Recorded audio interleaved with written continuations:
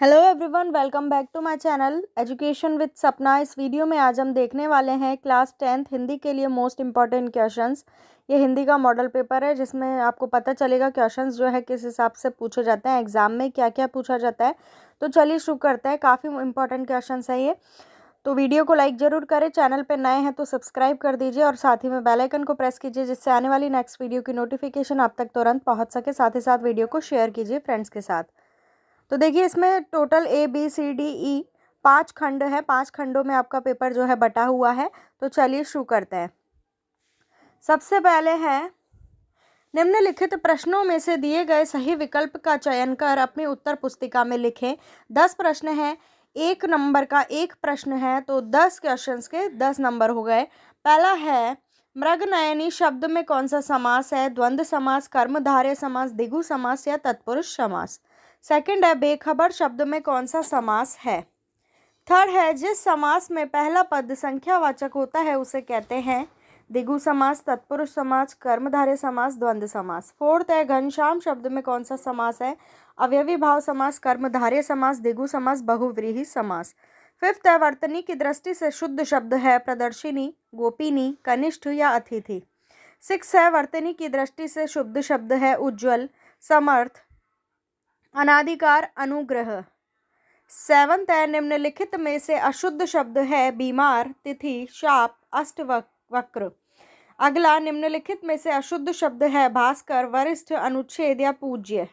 कामायनी किस कवि का प्रसिद्ध काव्य ग्रंथ है? सूरदास, नागार्जुन, तुलसीदास, जयशंकर प्रसाद।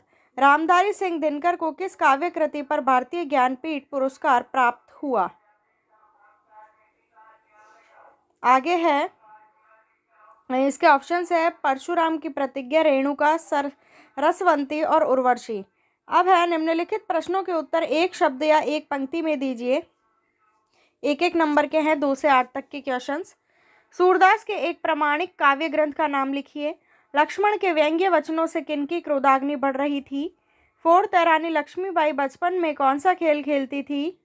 फिफ्थ है, त्रिपिटक किस धर्म का प्रमुख ग्रंथ है? ईर्ष्या से बचने का उपाय लेखक ने क्या बतलाया है? बाल की खाल निकालना मुहावरे का अर्थ लिखिए। पर उपदेश कुशल बहु तेरे लोकोक्ति का अर्थ लिखिए। नीचे है, दिए गए प्रश्नों में रिक्त स्थान की पूर्ति कर उत्तर पुस्तिका में लिखें। प्रत्येक प्रश्न 1 अंक का है। मृदुल वसंत जीवन के डैश पड़ाव का प्रतीक है। ईर्ष्या की बेटी का नाम डैश है। सुनहले सूर्योदय और सूर्यास्त की भूमि है। इसमें आपको रिक्त स्थानों की पूर्ति करनी है। 1 1 नंबर के तीनों हैं, 3 नंबर के हो गई है। अब है खंड ब, निम्नलिखित अति लघुत्रात्मक प्रश्नों के उत्तर दीजिए। प्रत्येक प्रश्न 2 अंक का है। 12वां, अभी न होगा मेरा अंत कविता का केंद्रीय भाव लिखिए। सूरदास पाठ के आधार पर राधा कृष्ण के मध्य हुए वार्तालाप का सारांश लिखिए। प्रकृति पद्मिनी के अंशु माली, प्रभो कविता में अंशु माली शब्द किसके लिए आया है? रामधारी सिंह दिनकर ने ईर्ष्या से बचने के क्या उपाय बताए हैं? कोई 2 उपाय लिखिए। आखिरी चट्टान निबंध का लेखक एक टीले से दूसरे टीले पर क्यों पहुंचना चाहता था? ईदगाह कहानी के किस पात्र ने आपको सर्वाधिक प्रभावित किया है और क्यों? 18वां, बाजी मारना मुहावरे का अर्थ सहित वाक्य में प्रयोग कीजिए। 19वां, डूबते को तिनके का सहारा लोकोक्ति का अर्थ सहित वाक्य प्रयोग कीजिए।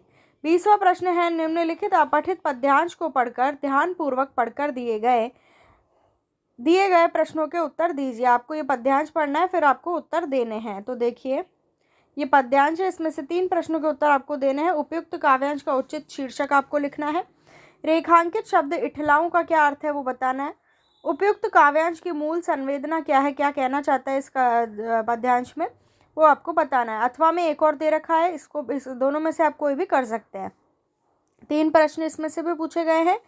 अब 21वां प्रश्न है, निम्नलिखित लघुत्रात्मक प्रश्नों के उत्तर दीजिए। 21वां है, लक्ष्मण परशुराम संवाद प्रसंग के आधार पर लक्ष्मण के चरित्र की विशेषताएं बताइए। और अथवा में है, भ्रमर गीत प्रसंग के आधार पर गोपियों के कृष्ण के प्रति उनके प्रेम का वर्णन कीजिए। 22वां है, ईदगाह मुंशी प्रेमचंद की बाल मनोविज्ञान को चरितार्थ करने वाली एक प्रतिनिधि कहानी है। कथन के आलोक में अपने विचार लिखिए। इसके अथवा में दिया गया, द्विवेदी जी ने महिला शिक्षा के समर्थन में कौन कौन से तर्क दिए हैं, पाठ के आधार पर लिखिए। 23वां है, निम्नलिखित साहित्यकारों का जीवन एवं कृतित्व परिचय दीजिए। जयशंकर प्रसाद या भारतेंदु हरिश्चंद्र का आपको जीवन परिचय बताना है। 24वां, उपयुक्त प्रदर्शित यातायात चिन्हों का सांकेतिक अर्थ बताते हुए इनका विश्लेषण कीजिए। ये चिन्ह दिए गए हैं, इसके माध्यम से आपको बताना है किस चिन्ह का मतलब क्या होता है, अर्थ बताना है, ठीक है। और अथवा में दिया गया है, यातायात साधनों के संचालन नियमों का पालन करना क्यों अनिवार्य है। सही प्रकार से यदि वाहन न चलाया जाए तो होने वाली समस्याओं व दुर्घटनाओं पर प्रकाश डालिए। 25वां, स्वयं को जिलाधीश गया मानते हुए अपने जिले के समस्त राजकीय व गैर राजकीय विद्यालयों के संस्था प्रधान को एक पत्र लिखिए जिसमें अपने विद्यालय में गांधी जी की 150वीं जयंती मनाने के आदेश दिए गए हों। अथवा में दिया गया, स्वयं को उदयपुर निवासी अर्पिता मानते हुए अपने जिला पुलिस अधीक्षक को सुरक्षा संबंधी पत्र लिखिए जिसमें आपके मोहल्ले में बाहरी लोगों द्वारा की जा रही संदेहास्पद गतिविधियों का उल्लेख हो। अब देखिए 26वां प्रश्न है, दिए गए बिंदुओं के आधार पर निम्नलिखित में से किसी एक विषय पर लगभग 300 शब्दों में निबंध लिखिए। भारतीय संस्कृति में पर्यावरण संरक्षण, यदि मैं भारत का प्रधानमंत्री होता, बेटी बचाओ बेटी पढ़ाओ, और जो है इंटरनेट वरदान या अभिशाप। 4 है, चारों में से कोई एक आपको निबंध लिखना है। तो ये था हमारा 10th क्लास का model paper. Most important question है ये। इस तरीके से आपका पेपर जो है अर्धवार्षिक परीक्षा का पूछा जाएगा। तो वीडियो को लाइक करें, शेयर करें, चैनल को सब्सक्राइब जरूर करें। मिलती हूँ नेक्स्ट वीडियो में। Thank you.